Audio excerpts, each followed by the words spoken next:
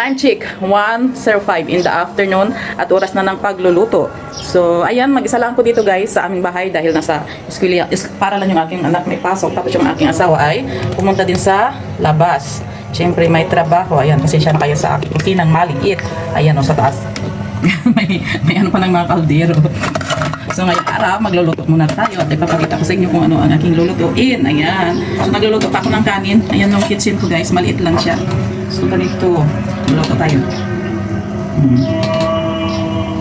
So iba yung way ng pagluto ng kanilang kanin dito guys. Tinatapon yung tubig. So pakuluan natin to hanggang lumambot yung kanin tapos saka tatapon yung tubig.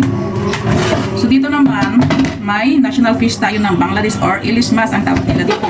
Parang bango sa atin sa Pilipinas.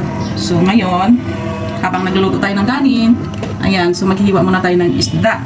Ayan, yung isdang ilismas. So ayan. So, sa mga hindi pa nakasubscribe yan sa aking channel guys, paki-click naman yung subscribe button. Ayan.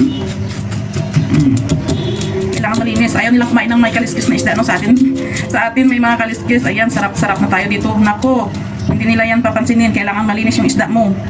Ayaw nila ng, tinatanggal yung mga palikpik dito. Yung mga dito na palikpik, tatanggalin yan. Hindi pwedeng, hindi matatanggal yan. Pagalitan ka. Walang kakain ng ulam pag hindi mo nilinisan ng maayos. So, ayan. Frozen pa ito. Hindi mo frozen siya. Pero maganda siyang ikat kasi hindi siya na babasag pag ikat mo ng frozen. So, ayan. So, itapan muna natin yung tubig ng kanin. So, ito lang guys, ihalo ko lang siya dito sa patatas, sibuyas, kamatis, ayan. Masarap na to. Tapos may mga green chili at coriander leaves. So, malit lang talaga ang kitchen ko guys. Pagpasensyaan nyo na kaya hindi tayo makapag-video ng pangmalakihan. Siyempre, ano lang ako mag-isa lang ako kaya pang single lang din ang kitchen. Sa totoo lang, no? At saka nga pala dito guys, ipapakita ko sa inyo bakit, So, hindi kami bumibili ng gas. Ayan, may linya kami ng gas dito. Kaya medyo mura pa yung mga buti ng. So, ito yung pipe guys, unang linya ng gas. Ayan. So, yan ang kanyang pipe dyan. Ito naman yung kanyang, kunti lang. Ayan, siyempre ka nakaano siya. Wala kaming buti ng shilin. Dito yung mga gulay-gulay, medyo mura-mura compare sa Pilipinas. Ang taas na ng presyo ng mga gulay-gulay sa atin sa Pilipinas. Kaysa dito guys, ang sipag nilang magtanim ng mga gulay. Yan ang pinaka-hobby nila, no? Mapa-winter, mapa-summer. Tapos, pag sa rainy season naman, ang pinaka-hobby nila dito, ginagawa nilang hobby ay pangingisda. Dahil maraming isda talaga dito na, isda sa tabang, no? Kung makikita nyo, halos lahat, may mga fish pond, no? So, magbabalat muna ako ng patatas para mahiwa ko na siya. Kaya ang bansang ito, kahit na sinasabi nilang mahirap na bansa, yung masipag ka lang, hindi ka maghihirap, no? Kasi maganda ang weather dito. Pag season ng tag-ulan, yun talaga ang tag-ulan. Pag season ng summer, summer talaga. Kaya, yung hanap buhay nila dito ay walang maraming, kalamitis.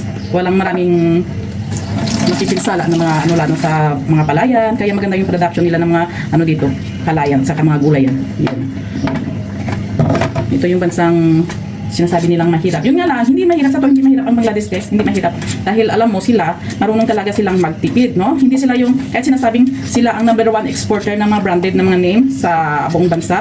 Pero yung mga tao dito, hindi nila kilala yung mga branded. May mga taong kilala, siyempre mga mamayayaman na yun. Alam nila yung mga branded. Pero yung mga sabing mga hindi nila hilig yung mga branded na yan. Sa totoo lang, ang daming mga branded dito ng mga mga sapatos. Yan, ang gaganda pa, ang tibay ng mga nila dito, gawa, no? Tapos mura pa. Samantala sa atin sa Pilipinas, ang mamahal na kahit pangalan lang ang nakalagay. Pero hindi naman maganda yung quality, no? So dito, masipag ka lang, mabuhay ka na talaga, no?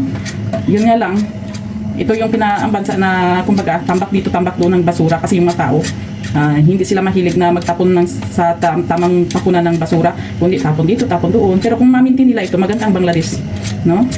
Depende naman kasi yan sa gobyerno. Ang government kasi nila, hindi pa nila inaano na, kumbaga, ang cleanliness. Yun. Kung maano nila yung cleanliness na yan, ma-apply nila sa bansa nila, maganda sana. Hindi mahirap na ganito ang makikita na puro basura, tambak ng basura kahit saan.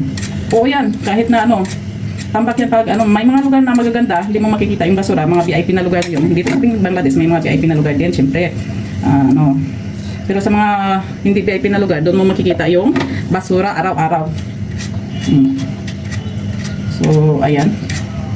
Habang magluluto muna tayo, magdadakdak muna tayo.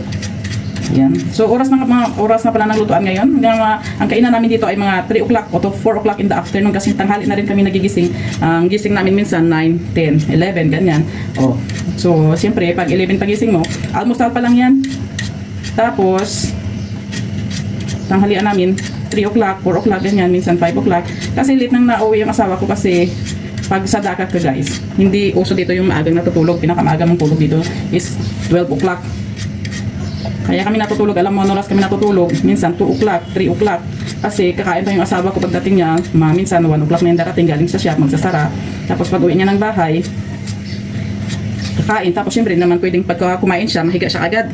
Kailangan mo nang magpahinga. So manood mo muna ng TV yan, mga kalahating oras saka siya matulog. Kaya ayan, late na kami natutulog, late na kami nagigising. So anong oras na kami na kumakain ng pananghalian. Tapos ang aming pang dinner naman, 10, 11 ng gabi, ganyan. Adjust na lang sa time. So yan guys, marunong ka lang dito at masipag ka, hindi ka magugutuman, no? Kasi maganda yung weather dito sa Bangladesh. Ngayon, season ng summer, medyo mainit. Mainit talaga. Mainit. Sa mainit, pag mainit, parang Saudi din siya. Pero pag malamig, sobrang lamig din. No? Kailangan mo mag-jacket, kailangan mo mag-init ng tubig kapag naliligo ka pag winter season. So yan lang muna guys, at napahaba na yung aking videos. So thanks for watching. Sa mga hindi pa nakasubscribe sa aking YouTube channel, please subscribe para updated kayo sa aking mga vlog or buhay dito sa Bangladesh. Maraming salamat.